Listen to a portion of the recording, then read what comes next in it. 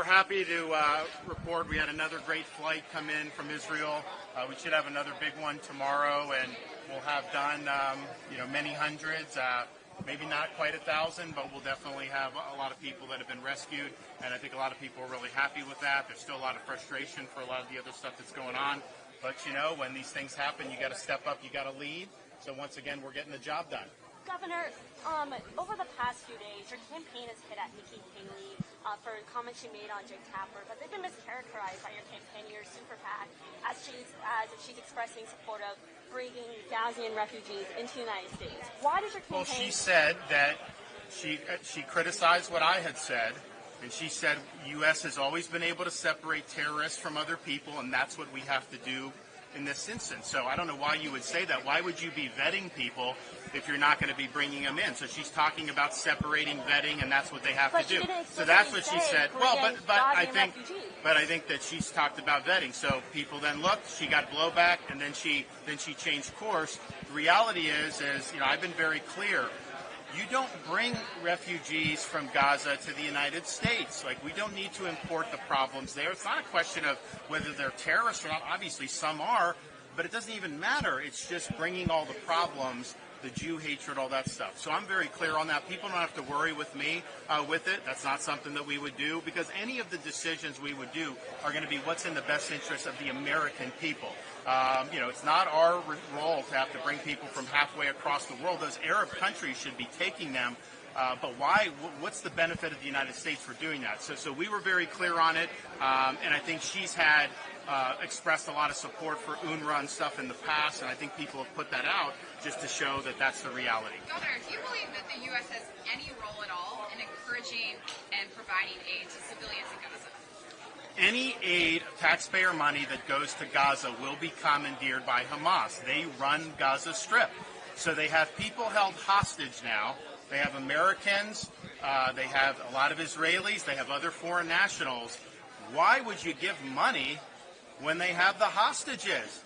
They need to release all those hostages. So, yes, it's fool's gold to say that somehow you're going to send and it's going to go to civilians. All that stuff gets commandeered. These hospitals, all these other things, they stage weapons in these sensitive sites. That's how they operate.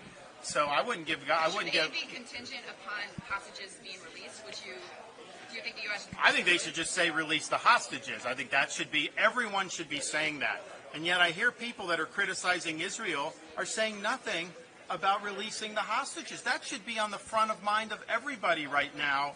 Release the hostages, and yet you don't hear anything about it. Also, $100 million. I mean, are you kidding me? That's a fortune, and that will very much help Hamas, because they will get their mitts on that. Governor, you spoke out against the pro-Hamas rallies in Fort Lauderdale, and in Southeast Florida, you mentioned legislation that would prohibit the fundraising for Hamas. Has there been an investigation that you or So obviously, as governor, I don't have investigatory. Attorney General, and then local, and then state law enforcement. But those are anything that is there, they're going to pursue. Let's just put it that way. And we are absolutely going to hold people accountable if they're engaged in fundraising for groups like Hamas. That will happen 100%. Sir, just on the speakership latest, yesterday Representative Miller Meeks, whose tailgate you're going to tomorrow night, I believe, said she received death threats for switching her vote last minute to Jim Jordan. Where do you think that kind of vitriol comes from in these situations? What do you think is the genesis of that sort of threat? I'm not sure, to be honest, and I haven't been privy to that part of it. Obviously, I've seen on TV screens what everybody else has seen, and it's just a situation where these guys can't get their act together, and it doesn't project well, and then clearly they're not producing any results for the American people. Now, I would have voted for Jordan. I think that's what they should have done, but we are where we are. They got to find a way forward, because I can tell you, you look at Florida, the reason we've been successful is because we produce outcomes. We deliver results. It's not just about the show. It's about what you're actually doing to make life better for people. And I would just say focus on the results, get your act together. But we've got to end the drama. We've got to end the chaos. And as president, I will bring order to Washington. We will make sure that your agenda is first and foremost, not the agenda of politicians. It's being reported that Jordan won't seek a third vote this Thursday. Just what are your thoughts on that? I don't know. I mean, I think that they should vote for Jim. I think he'd do a good job. If he's not seeking another vote, then maybe he doesn't think he can get the votes. But I would hope that he would be able to find them, or that they could find somebody who would be similar to be able to move forward with. Governor, as the South Carolina primary drives closely, there are still 2 South Carolina natives in the race. Why are you still the best candidate for South Carolina? Well, if you look here, here's one reason why. You have one of the strongest veteran states in the country. I'm the only veteran running for office. I'm the only one that served overseas in a war. I'll be the first president since 1988.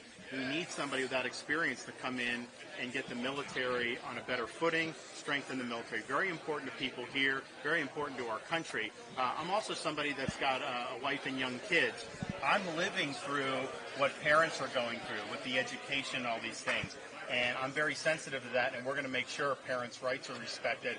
And then I'm the only guy running who everything I said I would do as governor, I delivered on 100% of my promises. As president, it's not going to be about my issues. It's not going to be about other distractions. It's going to be about your issues. We're going to get those prices down. We're going to get the gas prices down. We're going to make sure we're energy independent. We're going to make sure I take care of this border once and for all. And that means sending people back who are here illegally. It means building a wall. It means going after the Mexican drug cartels. It means cleaning up the inner cities with all the crime. It means making sure that we're strong vis-a-vis China, which is our top threat. So all of those things need to be done, and I'm the only guy running that they can be very confident that I will get it done.